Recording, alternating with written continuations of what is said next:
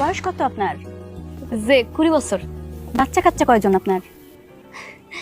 আল্লাহ দিলে 3 জন। কি বলেন? আপনার বিয়ে হয়েছে কত বছর? এই তো হইলো 5 বছর। কি বলেন, এই 5 বছরে আপনি 3 বাচ্চার মা হয়ে গেছেন? সর্বনাশ।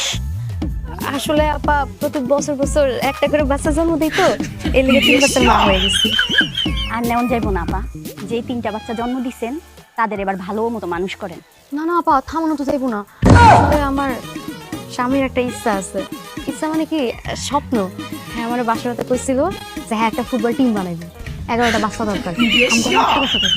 ফুটবল টিম বানানোর আর কোনো উপায় নাই? নিজের বউয়ের বাচ্চা দিয়ে ফুটবল টিম বানানো লাগবো? এটা কি কোনো কথা? আসলে আপা স্বামীর ইচ্ছা, নিষেধ তো করতে পারি না। নিজের কষ্ট হইলেও সহ্য করা লাগে। বউ, শোনো না, তুমি আমার একটা মাত্র স্বপ্ন পূরণ করার কিচ্ছু লাগবে না। এই একটা মাত্র আবদার, আর মাত্র কয়টা বাচ্চা? 9টা বাচ্চা লাগবে। চলো না, আমরা এখন থেকে একটু চেষ্টা করি। চলো। পাচারেন কইতেছি।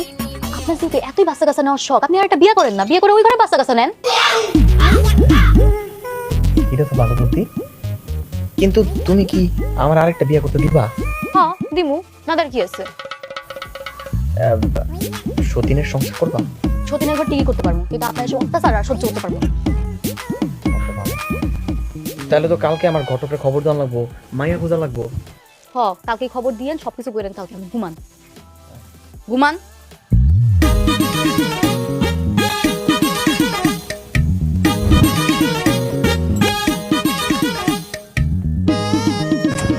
আবার কি? বাচ্চাটা নিতে চাই না, রাখতেই পারি।